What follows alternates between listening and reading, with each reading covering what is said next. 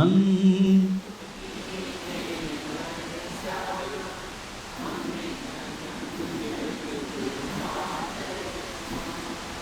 તમે મૂષળધારે વરસ્યા, અમે જન્મ જન્મના તરસ્યા. તમે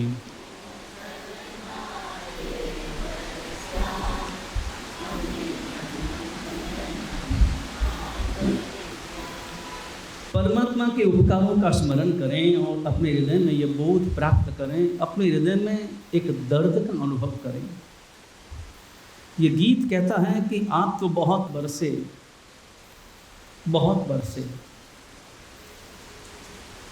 मगर मैं फिर भी प्यासा का प्यासा रहा. और मेरी ये प्यास एक जन्म की नहीं है. और सच ये कि एक बार अगर प्यास बुझ गई तो फिर बाद में वो प्यास फिर लगती नहीं. परमात्मा की वाणी की ऐसी अद्भुत मधुरता है, क्षमता है.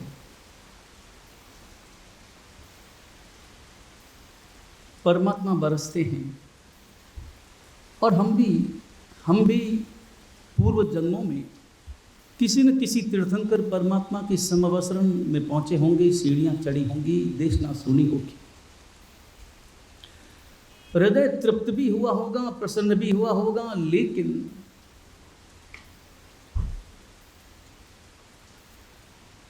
हम पूरी तरह से अपनी प्यास को नहीं बुझा पाए होंगे या प्यास को समझ ही नहीं पाए होंगे. क्योंकि प्यास बुझाने से पहले तो प्यास को समझना जरूरी है. ये अनुभव जरूरी है कि मैं प्यासा हूँ. वही व्यक्ति जो अपनी प्यास का अनुभव करता है वही तो पानी के मटके की ओर अपनी कदम आगे बढ़ाएगा. जिस व्यक्ति को प्यास का अनुभव ही नहीं है, वो प्यासा होने पर भी, प्यासा होना अलग चीज और प्यास का अनुभव होना बहुत अलग चीज. मैं भटक रहा हूं ये अलग चीज और मुझे भटकाव का बोध होना ये अलग चीज. हमारी समस्या ये है कि हम भटक तो रहे हैं मगर भटकाव का बोध नहीं है. और भटकने का बोध नहीं है, इस कारण विश्राम की अभिप्सा नहीं है.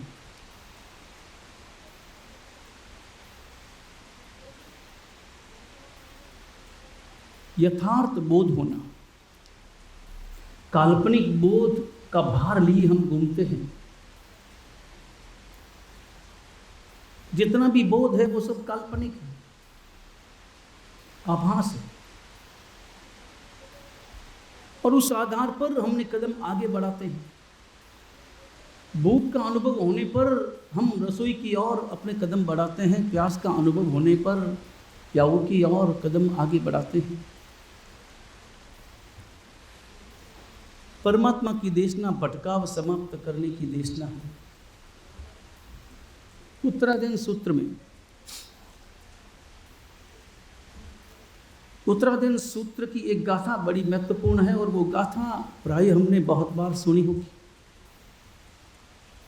उस एक गाथा में जैसे परमात्मा की देशना का सार है, या यूं कहें उस एक गाथा का अर्थ यदि हृदयंगम हो जाए, भीतर में उतर जाए, आचरण का विषय बन जाए, मुक्ति हमारे हाथों में है. वो गाथा जो हम हमेशा सुनते हैं, चत्तारी परमंगाणी दुल्लहानी जंतुणु मानु सत्तम सुईशुद्धा संजममीय वीर्यम. परमात्मा ने 4 वस्तुओं को दुर्लभ कहा है. दुर्लभ शब्द का अर्थ होता है दुखेन लभ्यते इति दुर्लभ. जो दुख से, कष्ट से, मुश्किल से जो प्राप्त होता है वो दुर्लभ. 4 चीजों को दुर्लभ कहा. 4 वस्तुएं कौन सी है? नंबर 1 मनुष्य जीवन की प्राप्ति, मनुष्य जीवन मिलना. नंबर 2 परमात्मा के वचनों को सुनना, श्रवण, सुई, श्रुति.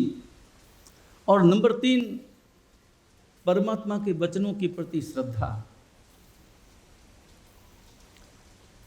और नंबर 4 परमात्मा के वचनों के अनुसार उन वचनों को अपने आचरण में लाने का पुरुषार्थ. ये 4 चीजें बड़ी दुर्लभ। नंबर 1, प्राप्ति दुर्लभ है, मनुष्य जीवन की प्राप्ति दुर्लभ है। नंबर 2, श्रुति दुर्लभ है, श्रवण करना दुर्लभ है। नंबर 3, रुचि दुर्लभ है, रुचि यानी श्रद्धा, अंतर के भाव। और नंबर 4, कृति दुर्लभ है, कृति यानी करना, वैसा पुरुषार्थ करना। ये 4, प्राप्ति, श्रुति, रुचि और कृति।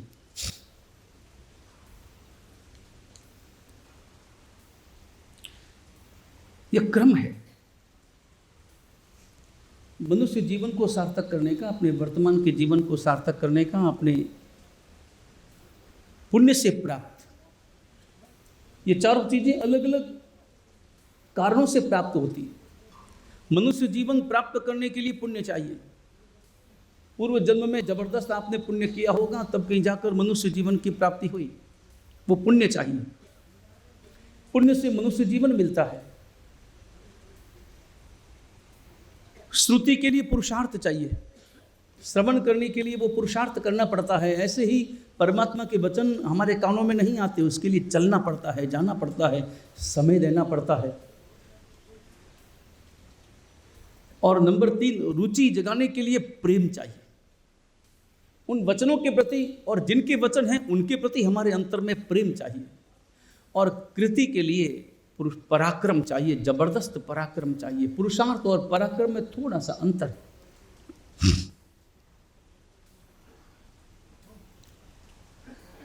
कोई भी काम करना पुरुषार्थ कहलाता है, और एक ही लक्ष्य बनाकर जो व्यक्ति जबरदस्त छलांग लगाता है उस क्षेत्र में, वह पराक्रम कहलाता है।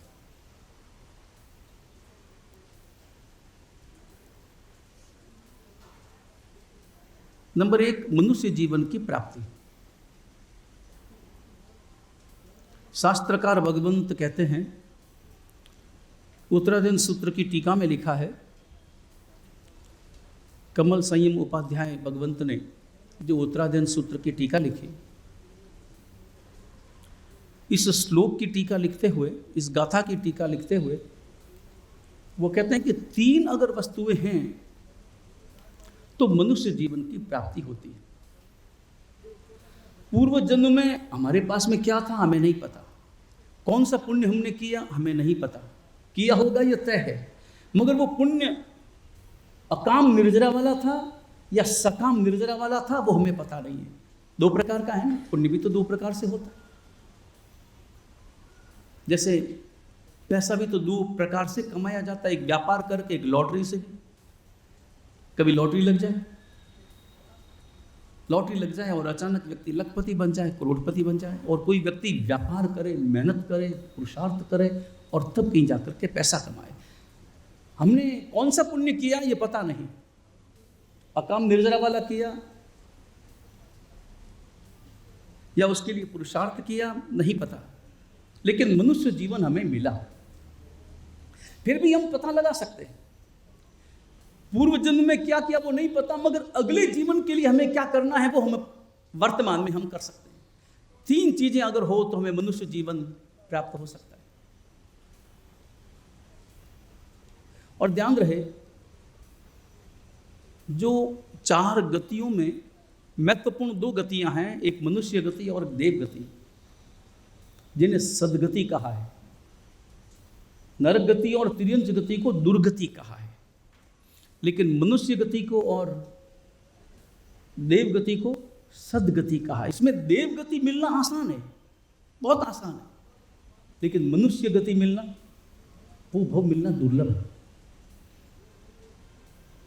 क्या पराक्रम हमने किया होगा तब कहीं जाकर मनुष्य भव मिला, और आगे हम क्या कर रहे हैं अपने जीवन को सार्थक करने के लिए।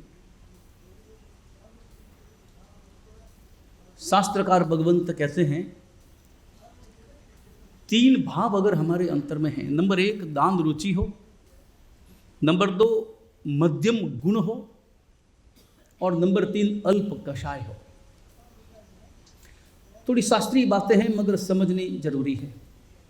क्योंकि इसके बिना हमारे अंतर में अपने प्रति, अपने इस भाव के प्रति अहोभाव पैदा नहीं होगा, और अहोभाव पैदा हुए बिना इसका हम सार्थक उपयोग नहीं कर पाएंगे।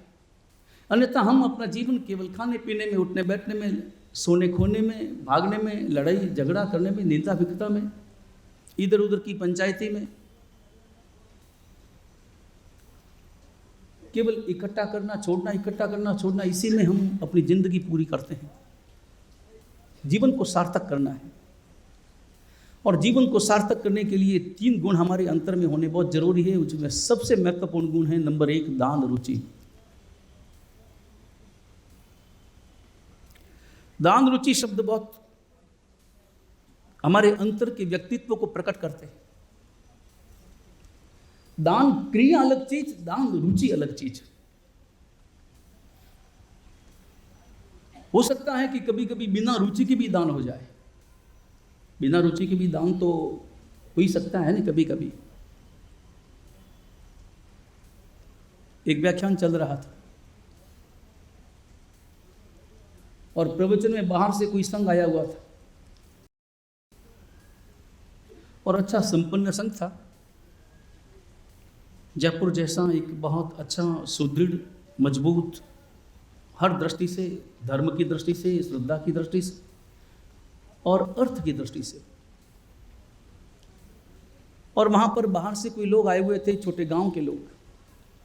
गांव छोटा था और काम उनका बड़ा था। वहाँ कोई मंदिर का जीर्णोद्धार चल रहा था, या कोई नए मंदिर का निर्माण हो रहा था, कोई भी, या उपास्य बन रहा था, कोई भी काम था। प्रवचन पूरा हुआ और प्रवचन के बाद में उन्होंने अपनी ओर से संघ के सामने अपना निवेदन प्रस्तुत किया कि आपका बड़ा संघ है और हमारा छोटा गांव है और हमारे वहाँ पर ज़रूरत है, हमारे जितने घर हैं उन घर वालों ने यथाशक्ति खूब द्रव्य अर्पण किया है। अब निवेदन है कि उसमें आप लोग भी इसमें लाभ लें। संयोग ऐसा था कि कभी व्याख्यान में नहीं आने वाला एक व्यक्ति उस रोज व्याख्यान में आया था। वो व्याख्यान में प्रायः कभी नहीं आता था, समय नहीं मिलता था और वो भाव भी नहीं था। कहाँ प्रवचन में इतना जाना, लंबा जाना, वहाँ बैठना करना, इतना समय निकालना मुश्किल। और प्रवचन में वही बातें हैं, वही धर्म की बातें हैं, वही आत्मा की बातें हैं, वही परमात्मा की बातें हैं। कभी प्रवचन में आता नहीं था, लेकिन आदमी बड़ा था, गांव का अच्छा संपन्न व्यक्ति था और गांव में नाम था। गांव में नाम होने के कारण से जब वो प्रवचन में आए तो स्वाभाविक रूप से लोगों ने उसे आगे बिठाया। वो आगे विराजमान हुए। वो आगे जब बिठाया जा रहा था तब प्रसन्न हुए। अंतर में बड़ी प्रसन्नता का अनुभव हुआ कि चलो देखो मेरा मान सम्मान कितना है। ये तो अच्छा हुआ जो मैं रोज नहीं आता, अगर रोज आता तो मेरा मान सम्मान ही नहीं होता, तो मुझे पीछे बिठाते। आज पहली बार आया हूं तो मुझे आगे बिठाया गया। इस कारण भी अपने हृदय में आनंद का अनुभव कर रहा था, मगर रोज नहीं आना भी उसके लिए प्रसन्नता का कारण हो रहा था।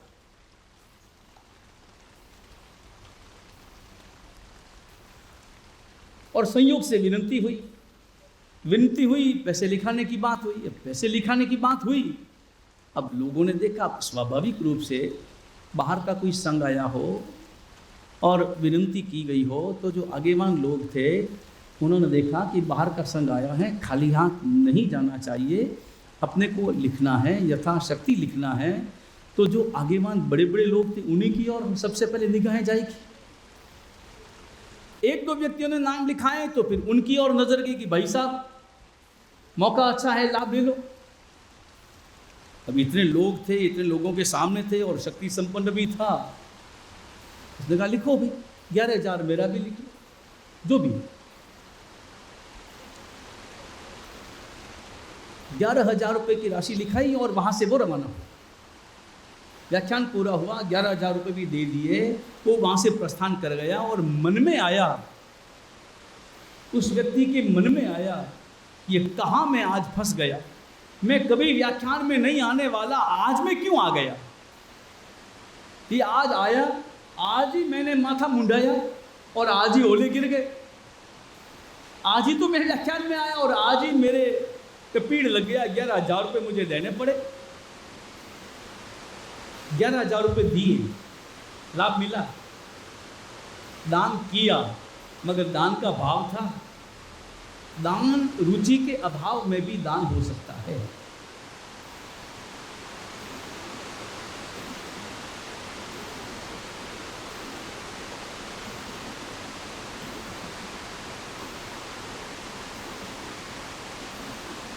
₹11,000 देने पर भी वह अंतर में लाभ नहीं ले पाया। और कभी अनुभव करना, हमारे स्वयं के अनुभव क्या है। एक दूसरी घटना,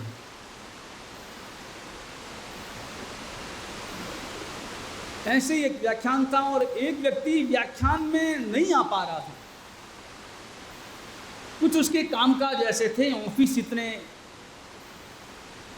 जल्दी खुल जाती थी और इस कारण वो चाह करके भी नहीं आ पाता था, रविवार को भी नहीं आ पाता था।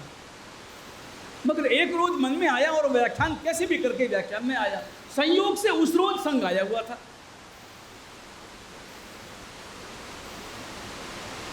वही एप्लीकेशन सामने रखी संघ के सामने।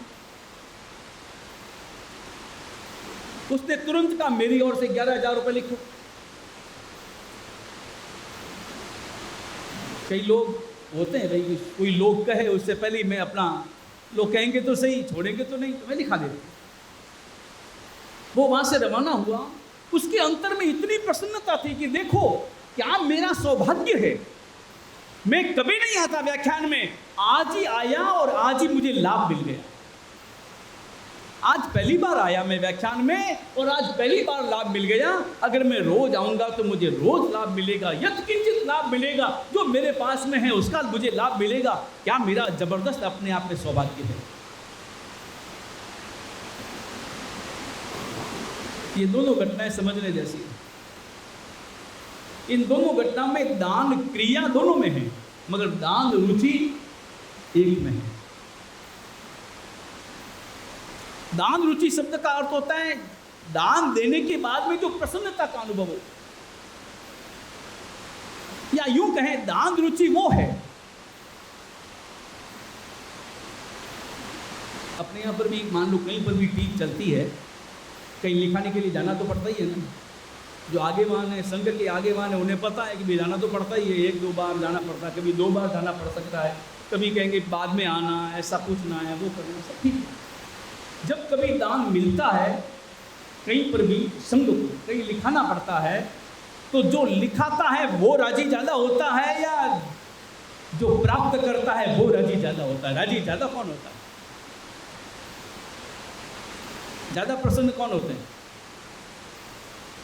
हैं? जो लिखाने वाला या पाने वाला, देने वाला या लेने वाला? हैं ज़्यादा राजी कौन होता है, लेने वाला या लिखाने वाला?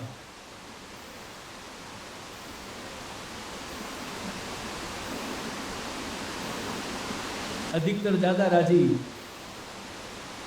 पाने वाले, संघ वाले राजी होते हैं कि देखो आज आनंद आ गया कि इतना लिखवा दिए।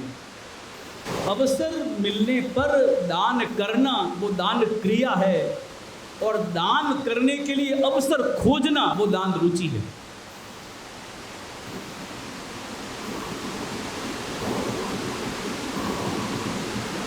इन दोनों वाक्यों को समझ लेना जरूरी है, बड़े महत्वपूर्ण वाक्य है। अवसर मिलने पर दान करना वो भी सामान्य बात नहीं है, वो भी हर कोई नहीं कर पाता। अवसर बहुत मिलते हैं हमारे सामने, अवसर मिलने पर हम कर नहीं पाते। अवसर मिलने पर दान करना वो दान क्रिया है, उसमें रुचि भी हो सकती है, मगर रुचि वो है जो व्यक्ति दान करने के लिए अवसर खोजता है।